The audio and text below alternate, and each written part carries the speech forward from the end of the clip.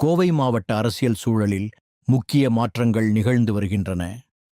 அண்ணாமலை புதிய அரசியல் இயக்கத்தை தொடங்கியதாக அறிவித்ததைத் தொடர்ந்து கோவை மாவட்ட பா.ஜ.க. நிர்வாகிகள் பலரும் கட்சியில் இருந்து விலகும் நிலை உருவாகியுள்ளது. தமிழக அரசியலில் பா.ஜ.க. வலுப்பெற வேண்டும் என்ற நோக்கில் முன்னாள் ஐபிஎஸ் அதிகாரி அண்ணாமலை தமிழக பா.ஜ.க.வின் தலைவராக நியமிக்கப்பட்டார். அவரது தலைமையில் உறுப்பினர் சேர்க்கை, போராட்டங்கள், அரசியல் மாநாடுகள் உள்ளிட்ட பல்வேறு செயல்பாடுகள் முன்னெடுக்கப்பட்டன.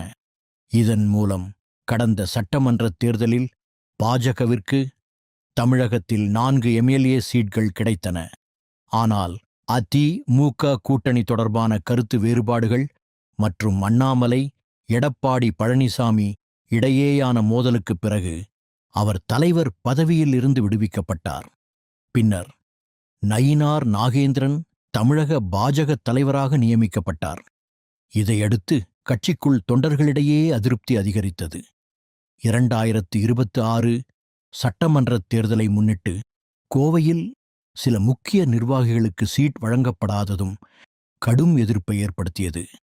குறிப்பாக கிணத்துக்கடவு தொகுதியில் பிரபல நிர்வாகி வசந்தராஜனுக்கு சீட் வழங்கப்படாததால் கட்சிக்குள் போராட்ட சூழ்நிலை உருவானது. இந்த நிலையில் அண்ணாமலை வி.தி. லீடர் என்ற புதிய அரசியல் இயக்கத்தை அறிவித்துள்ளார்.